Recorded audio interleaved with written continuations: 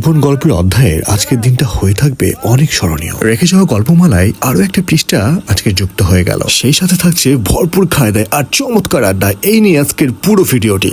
কাক ডাকা ভোরে ঘুম ভেঙেই আমি ছুটে যাই নদীর ধারে। সকালে প্রাকৃতিক সৌন্দর্য আর মাঝি ভাইয়ের নৌকা টানা দৃশ্য হৃদয়ের খুব গভীরে ছুঁয়ে যায়। প্রকৃতির এই নিঃশব্দে ছন্দে লুকানো সৌন্দর্য আপনাকে মোহনীয় করে ফেলবে। আর এমনই সৌন্দর্য ভরা নদীর তীরেই আমাদের এই টিপাথির অবস্থান, যেখানে সকাল হলেই সকল বয়সী মানুষের পদচারণায় মুখরিত হয়ে ওঠে। এভাবে একে অপরের সাথে পরিচিত হয় এবং গড়ে ওঠে পরিবারের বাইরে আরো একটি পরিবার। ঠিক এমনই একটা পরিবার আমাদের রাজশাহীর টিবাধের বন্ধন পরিবার, যে পরিবার সকালের শরীর চর্চাকে কেন্দ্র করে সকল বয়সী মানুষদের নিয়ে অসাধারণ মিলবন্ধনের তৈরি হয়েছে। এখানে না আছে কোনো বয়সের ভেদাভেদ, না আছে কোনো ধর্ম বৈষম্য। এটা সকল বয়সী মানুষদের জন্য একদম উন্মুক্ত। পরিচয়ের এই মিলবন্ধন থেকে হয়ে যায় একে অপরের সাথে হৃদয়ের সম্পর্ক।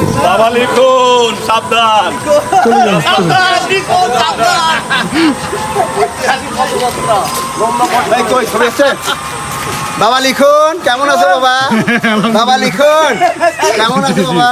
এই ভালোবাসার আলিঙ্গনে আমরা চিরদিন থাকতে চাই, কিন্তু সময় এবং পরিস্থিতি আমাদেরকে বাধ্য করে এইসব মানুষগুলো ভালোবাসা ছেড়ে আমাদেরকে দূরে সরে যেতে। ঠিক তেমনি একজন শ্রদ্ধেয় বড় ভাই এবং বন্ধন পরিবারের একজন সদস্যের বিদায় উপলক্ষে আজকে আমরা সবাই একত্রিত হয়েছি। আর এই বিদায় অনুষ্ঠানটি সকালের ব্যায়াম শেষে আয়োজন করা হয়েছিল লক্ষ্মীপুরে অবস্থিত রিফ্রেশমেন্ট রেস্টুরেন্টে। প্রতিটা জীবনের বিদায় বেলার এই অনুভূতিগুলো সত্যি অন্যরকম। এই মুহূর্তটার একদিকে যেমন থাকে ভালোবাসা, ঠিক তেমনি থাকে ফেলে আসা স্মৃতি। সেই ফেলে আসা স্মৃতির মায়াজাল থেকেই সবার অনুভূতিগুলো শেয়ার করার চেষ্টা করছিলেন। হয়তোবা এমন করে আমরাও সবাই হারিয়ে যাব সবার কাছ থেকে, হয়ে যাব স্মৃতি, রয়ে যাব স্মৃতির পাতায়। এরপর ফুলের শুভেচ্ছা এবং সবার মনের সিক্ত ভালোবাসায় ওনাকে আরো একবার বরণ করা হলো।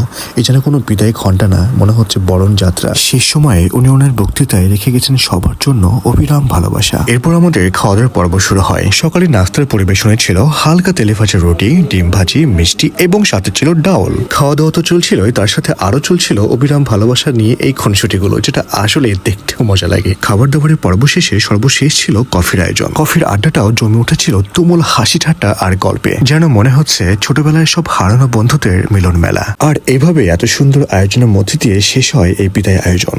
তো আজকে এ পর্যন্তই। পরবর্তী ভিডিও দেখার জন্য সবাইকে আমন্ত্রণ জানিয়ে আমি বিদায় নিচ্ছি।